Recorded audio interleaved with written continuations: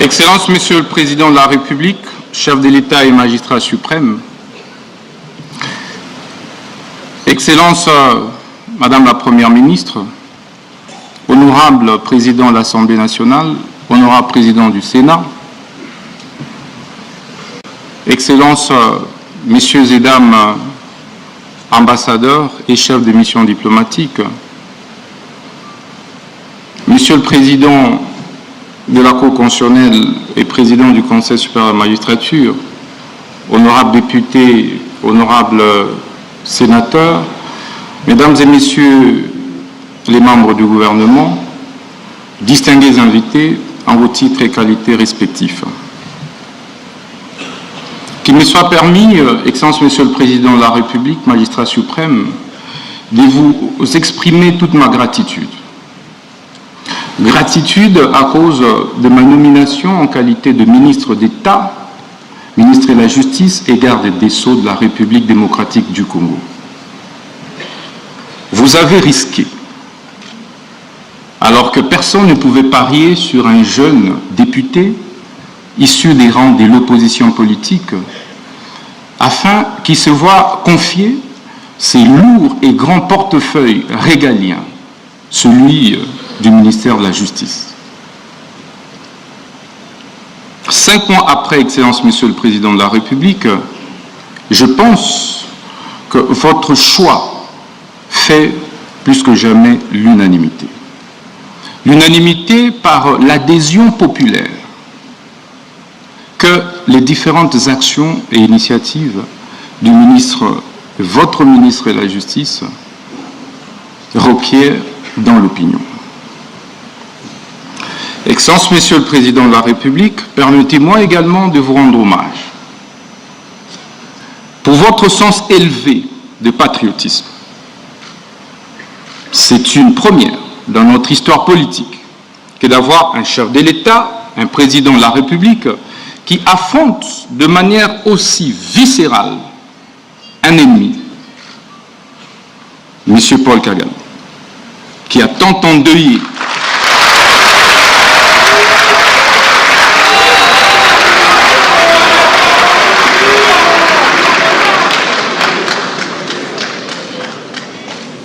Je disais, Excellence Monsieur le Président de la République, que c'est une première dans notre histoire politique que de voir un chef de l'État autant aimer le Congo, porter autant les aspirations des Congolaises et Congolais, travailler pour la préservation de l'intégrité du territoire national, en ouvrant un front politique, diplomatique, judiciaire clair contre l'agression rwandaise pilotée par ce criminel économique et criminel de guerre, M. Paul Kagame.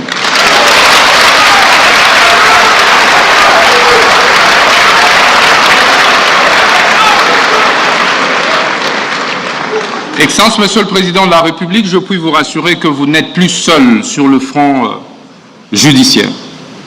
Je suis là à vos côtés et je ne ménagerai aucun effort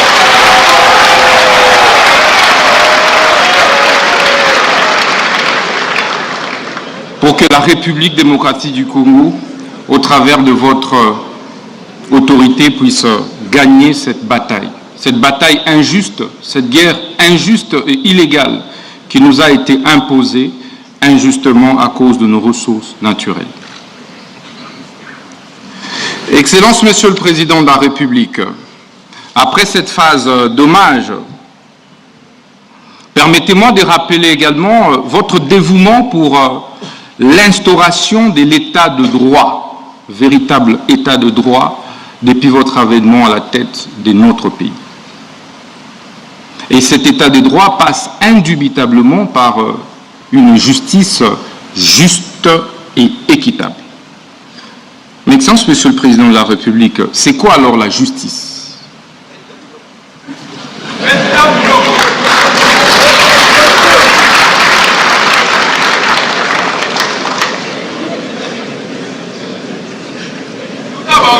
La justice est un terme polysémique, comme l'a dit le bâtonnier national, qui implique un certain nombre d'acceptions. Au-delà de la légalité, elle implique l'éthique, la morale, l'équité. C'est pourquoi un acte peut être légal, mais être injuste, parce qu'il ne comporte pas d'autres acceptions et composantes de la justice.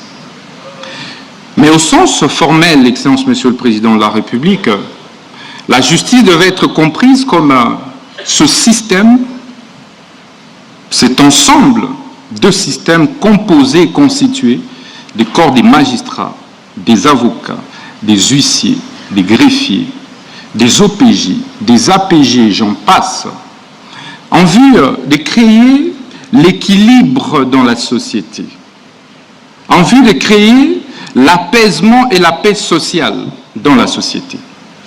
C'est pourquoi, partout au monde, y compris dans notre société, le constituant et les législateurs congolais ont créé ce qu'on appelle la séparation des fonctions pour éviter des abus de la part d'une composante. Vous avez donc le juge qui a pour fonction de dire le droit et rien de plus. Et sa décision ne peut pas être exécutée par lui-même. Il faut donc un huissier de justice pour exécuter sa décision. C'est pourquoi un magistrat debout ne peut pas lui-même exécuter son propre mandat. Il faut donc un APJ, il faut donc un IPJ pour exécuter son propre mandat. C'est pourquoi il faut des greffiers pour pouvoir apposer des formules exécutoires sur des décisions des justices et poser d'autres actes extrajudiciaires. Excellence, Monsieur le Président de la République, c'est toutes ces composantes qui constituent ce qu'on appelle justice. Parce qu'en réalité, sans une composante, le système est défaillant. Si aujourd'hui les avocats décident de ne plus prester, la justice sera handicapée. Si les greffiers font la même chose, la justice sera handicapée. Si les magistrats grèvent, ça va être la même chose. Donc la justice, c'est un corps. C'est comme un corps humain, où chaque membrane joue un rôle essentiel. C'est pourquoi la conviction qui est la mienne, Excellence Monsieur le Président de la République, est que c'est tout ça qui forme en réalité le pouvoir judiciaire. Mais comment créer l'équilibre ?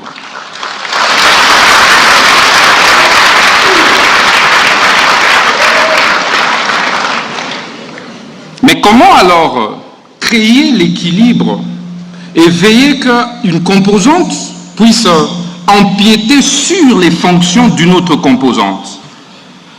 C'est ça le rôle du ministre de la Justice. Il faut un arbitre. Il faut un arbitre qui régule. Il faut un arbitre qui voit comment le juge ne peut pas empiéter sur les prérogatives et fonctions des huissiers, comment les greffiers ne doivent pas empiéter sur les prérogatives des huissiers, ainsi de suite. C'est ça le rôle du ministre de la Justice, Excellence Monsieur le Président de la République. Et donc, le ministre de la Justice ne devrait pas être perçu comme un simple membre du gouvernement de l'exécutif. Il est un pendant entre le pouvoir exécutif et les pouvoirs judiciaires. Excellence Monsieur le Président de la République, ceci veut dire donc le ministre de la Justice veille à la bonne application des lois et textes réglementaires au niveau de la République. Le ministre de la Justice veille sur les exécutions des décisions des justices. Le ministre de la Justice veille sur la protection et préservation des droits et devoirs des citoyens. Il se rassure, Excellence Monsieur le Président de la République.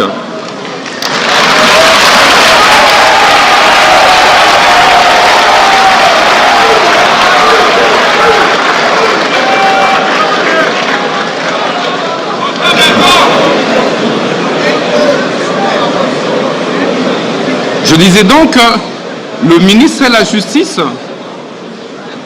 veille à la sauvegarde, à la préservation des droits et libertés fondamentaux des citoyens. C'est donc le protecteur des faibles. C'est donc les protecteurs des démunis, de ceux qui pensent que la justice est réservée à une certaine classe, à une certaine catégorie. C'est cela aussi le rôle du ministre de la Justice. Excellence, Monsieur le Président de la République, chef de l'État et magistrat suprême, qu'en est-il de la justice en RDC? Le constat, vous l'avez plus d'une fois fait, mais nous l'avons également fait après notre nomination par votre auguste autorité.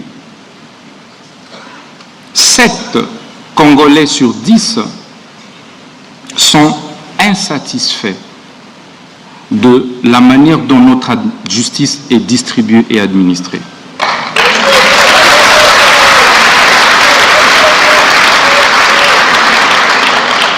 Sept Congolais et Congolais sur 10 ne se retrouvent pas dans la justice telle que distribuée et administrée aujourd'hui en République démocratique du Congo. D'où les différents jérémiades, les différentes plaintes, parfois les différentes tensions sociales observées au sein de notre société.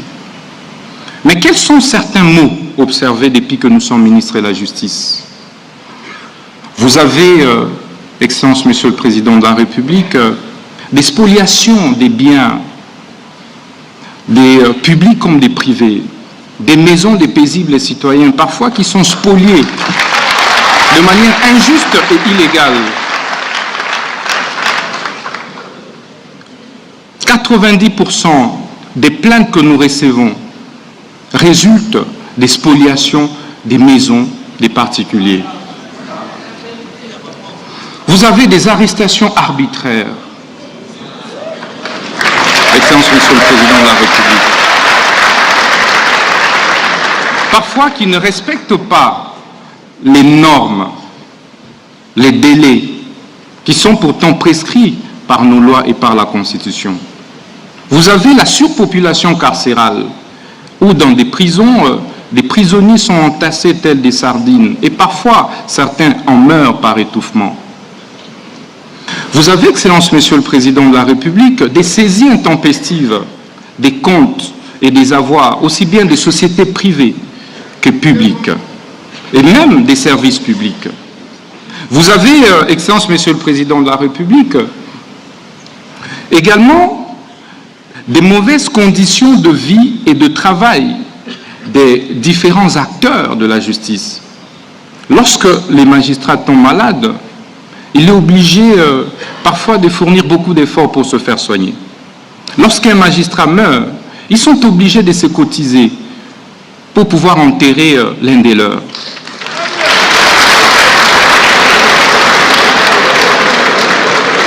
Il n'y a pas de prime de brousse, d'où la plupart des magistrats et juges préfèrent se concentrer ici à Kinshasa et refusent d'aller à l'intérieur du pays.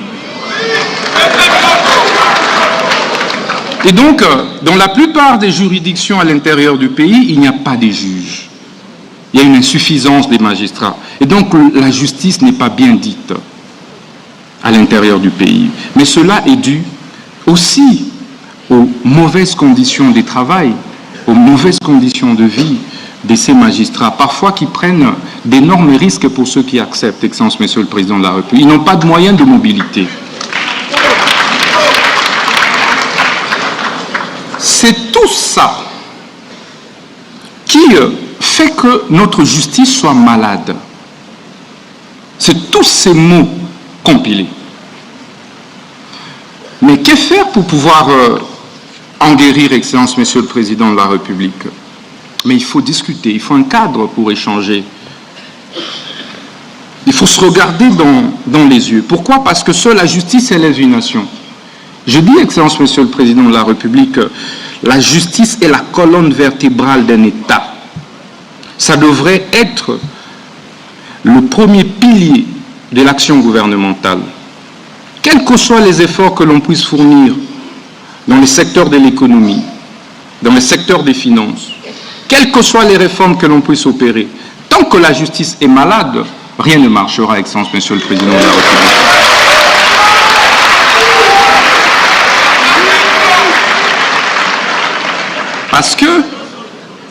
Parce que l'impunité, les détournements, la corruption ont malheureusement élu domicile au sein de notre justice. Et il sera ainsi difficile de pouvoir impulser le développement de notre République sans toucher de fond la réforme de la justice. Donc, il nous faut du courage, il nous faut de l'audace, puisque nous n'avons que ce pays, de nous regarder en face et de nous dire les problèmes c'est à tel niveau et la thérapie est là.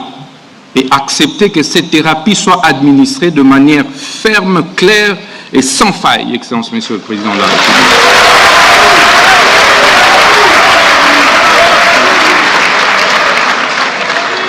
D'où l'importance de problématiser ces mots, de les problématiser au travers de ces assises, les États généraux de la justice. Ces États généraux qui interviennent, Excellence, 9 ans après ceux qui ont été organisés en 2015, sont une première du genre pour votre Excellence, depuis votre avènement à la tête de ce pays. C'est donc un moment particulier pour que nous puissions ensemble, de manière concertée et en synergie, faire les diagnostics réels des maux qui rongent notre justice, faire l'autopsie de notre justice, afin de pouvoir en proposer de manière claire une thérapie des chocs qui pourra faire mal, Excellence, Monsieur le Président de la République. Mais comme vous le savez, lorsque un citoyen, un compatriote est malade et que vous lui administrez plutôt du lait, il ne va pas en guérir. Il faut donc lui administrer la quinine. Il faut...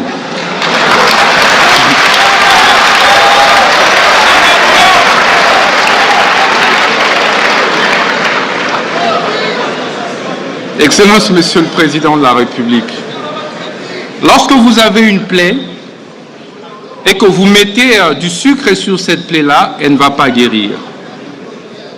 On ne met pas du sucre sur une plaie. Ça fera mal, mais il faut administrer de la thérapie des chocs.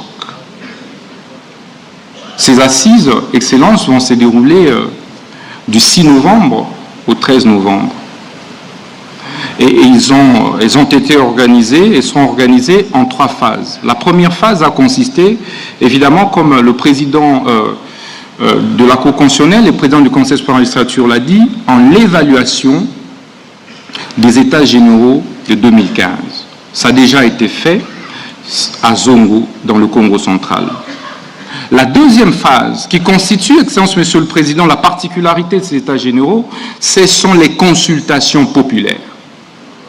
Contrairement aux dévanciers, ces États généraux ont requis l'implication, la participation du citoyen lambda, de la maman maraîchère, du justiciable de la rue, de cette femme veuve, de cet enfant orphelin, mais victime d'une spoliation de sa maison parce que son père est décédé et qu'il n'a donc aucune protection, et que les oncles sont arrivés, et que certains avocats sont intervenus, et que certains juges, certains huissiers, certains greffiers sont intervenus pour pouvoir participer à l'expropriation ou spoliation de cette maison. Voilà la victime de la justice que nous avons associée à ces consultations. Et troisième phase, sont ces assises proprement dites, qui vont se dérouler ici, dans ce majestueux cadre de centre financier, et qui vont se clôturer le 13 novembre au Palais du Peuple. Pourquoi Palais du Peuple? Parce que la justice est rendue au nom du peuple et exécutée au nom du chef de l'État, que vous êtes dans l'espace suprême. Excellence, Monsieur le Président de la République, depuis notre avènement au ministère de la Justice, nous avons mené quelques réformes courageuses. Des réformes et des actions, des initiatives parfois douloureuses. Parfois, nous nous sommes posé la question, doit-on continuer ou reculer? C'est ici les lieux de vous remercier, du fond du cœur. N'eût été votre soutien inlassable, je démissionnerai du gouvernement, Excellence Monsieur le Président.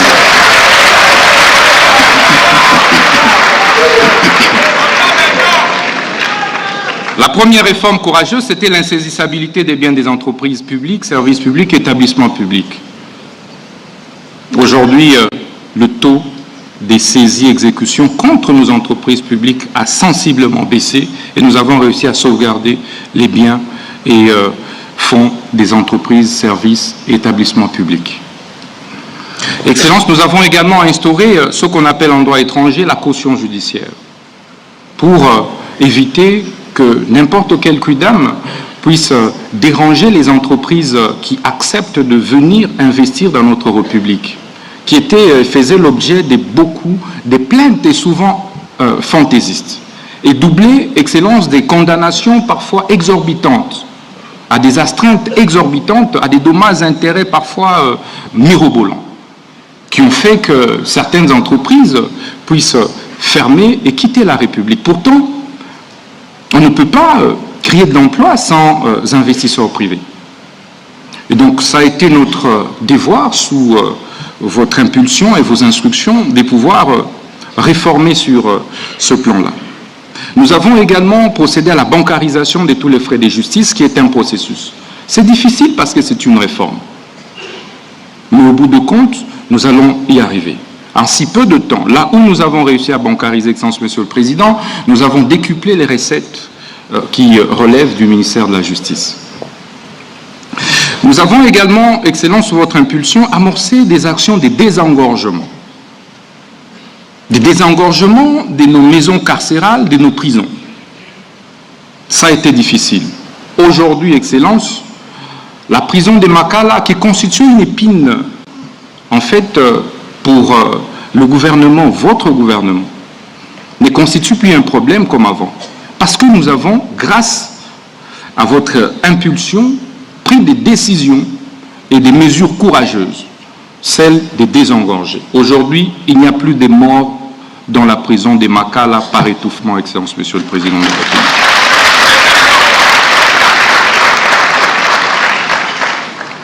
Nous nous sommes également employés, Excellence, à assainir les exécutions des décisions de justice. Il y avait trop de désordre. On se réveille un bon matin, c'est un non-agent de justice qui allait exécuter une fausse décision de justice qu'on imputait au juge, et parfois pour rien. Étant donné qu'il n'existe pas de système de certification efficace des décisions de justice et même d'actes officiels jusqu'ici en République démocratique du Congo, nous avons eu affaire à beaucoup de décisions parfois falsifiées, à l'insu des juges. Parfois, on mettait des noms des juges déjà décédés.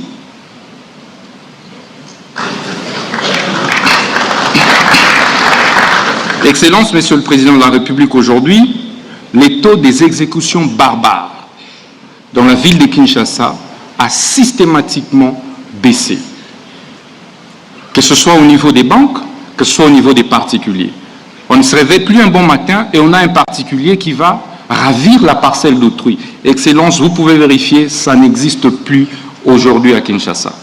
Depuis notre nomination comme ministre de la Justice et garde des Sceaux, parce que nous frappons fort lorsque nous nous rendons compte qu'il y a un réseau des mafieux qui s'emploie à pouvoir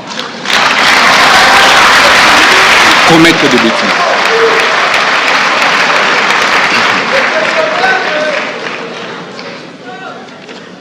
Excellence, Monsieur le Président de la République, ce n'était qu'à titre indicatif. Nous avons mené des réformes aussi bien au niveau des services des cultes et associations, comme vous avez suivi.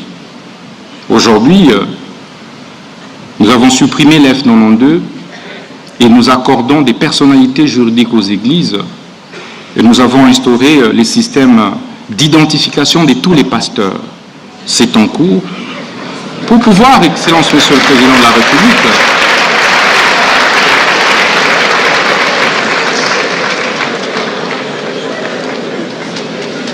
Excellences, pour mettre fin à cette floraison, parfois aussi des faux pasteurs qui pilulent et qui, malheureusement, contribuent dangereusement à l'immoralisation de la société. Nous allons donc exiger un permis de culte pour tout celui qui devra se présenter devant ses paroissiens ou ses fidèles. Excellences, Monsieur le Président de la République, vous permettrez de ne pas abuser de votre temps pour chuter. Les États généraux que nous sommes en train d'organiser, ce n'est pas un lieu de confrontation, d'affrontement entre le ministre et les magistrats et les huissiers et les avocats, les citoyens et les magistrats. C'est plutôt un cadre des prises de conscience collective, des remises en cause systémiques et systématiques, des pratiques que nous avons observées pendant des décennies et qui malheureusement ont démontré leurs limites et ont détruit notre système judiciaire. C'est qu'ensemble, en travaillant main dans la main, que nous allons parvenir à redresser notre justice. Ce n'est donc pas une initiative du ministre de la Justice, encore moins du gouvernement, mais c'est une initiative collective. J'invite donc les uns et les autres à travailler de telle manière que nous puissions avoir des recommandations qui puissent déboucher sur des réformes courageuses. Celles qui pourront toucher, pourquoi pas, à la révision de la Constitution.